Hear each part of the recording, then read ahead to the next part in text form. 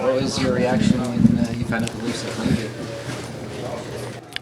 Just excited, obviously. I was excited for a fresh start. Obviously, seeing the team and how competitive they are and where they are in the standings, I knew it'd be a motivated group that I'd be joining. So, kind of goes hand in hand with the way I play. Is play with a lot of motivation and a bit of a chip on my shoulder, and I think the team is kind of that way as well. Where does that chip on your shoulder come from? Where do you want me to start? Like my pro career or as a kid? You can go before. You can go. Just being told no my whole life, being a smaller guy, and I've reached obviously the NHL now. It's my 10th year. It's my 7th team, so I always just kind of try to prove people wrong, and more than anything, just prove myself right. So that's just where it comes from internally. Why do you think you were told no by the Oilers this time? I don't know if I was necessarily told no. I think Why it just. Why do you think you were put on waivers? Well, I know why I was put on waivers. It just became a numbers game. They were trying to get younger internally on the back end, and they had two really good younger D-men in Emberson and Regula come up, and I just kind of got pushed to the side, and that's the way the business works. Like, I was on the other side of it when I came in the league. You kind of push some older guys out. So wish them well, but I don't think it was necessarily had anything to do with being a poor player. It just kind of came down to numbers.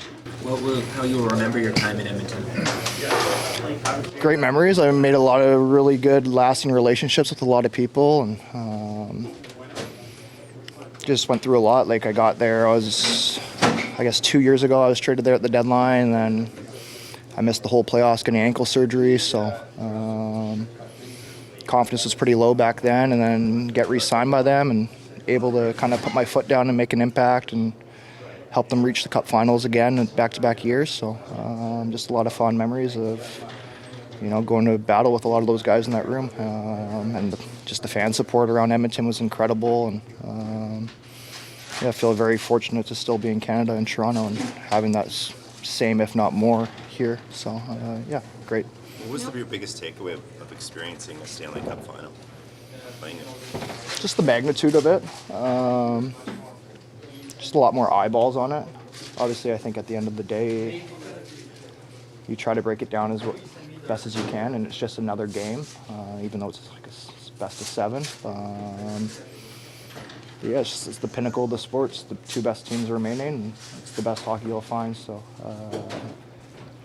it's something I'll look back on when my career is all over and be thankful I got to experience. But in saying that, I still feel like I got a lot of game left in myself, and I hope to win the Stanley Cup at some point, and that starts here in Toronto, obviously being here now.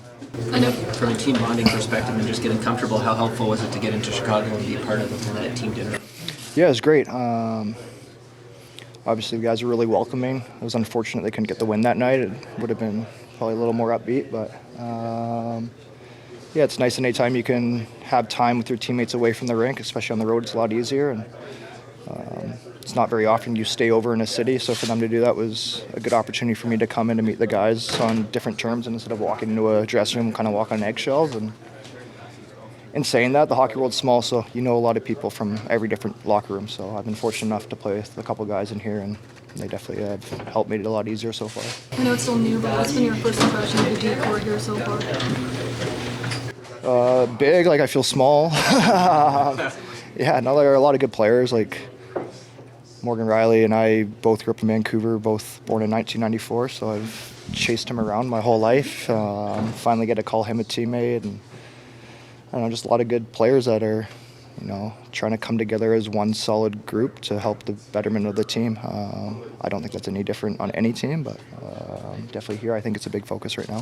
What's it like when you come to a new team trying to get kind of the system and all that stuff? Like, what are the keys for you when you join a new group?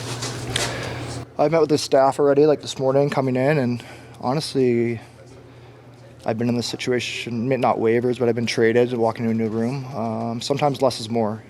Just go out there and play. Trust your strengths. For me, that'd be my feet. So the coaches want me to use my feet, help break out pucks. As far as X's and O's, that kind of just comes naturally through practice and repetition, getting into games. But you can ask anybody in this league. There's no system you don't know. You play a 1-2-2, a 1-3-1, a 2-3. You either pinch or you don't. So it's pretty simple. honestly, when you get into the game action of it. What's some of your earliest memories of Morgan? He's the best player. I think I think he went second overall in the Dub draft and fourth in the NHL. And he played for a smaller organization called Hollyburn, and then he left to go to that school in Saskatchewan or whatever. So, what do I remember of him? He was just amazing. Like I was chasing him around my whole childhood, just trying to be as good as he was. You're new to the group, but coming in from the outside, what's your early assessment of why the Leafs have struggled of late? I just think it's the nature of the NHL. I think every team goes through ebbs and flows, highs and lows through a season. You can even take that as far as individuals. And then saying that, sometimes when you're losing, you deserve to win, and sometimes when you're winning, you deserve to lose. So I just think it's kind of the nature of the way things are going right now. They're on a bit of a skid, but all it takes is one bounce. You get back in the win column, and the next thing you know, you have some belief. So I just think it's the nature of the league. You go through these.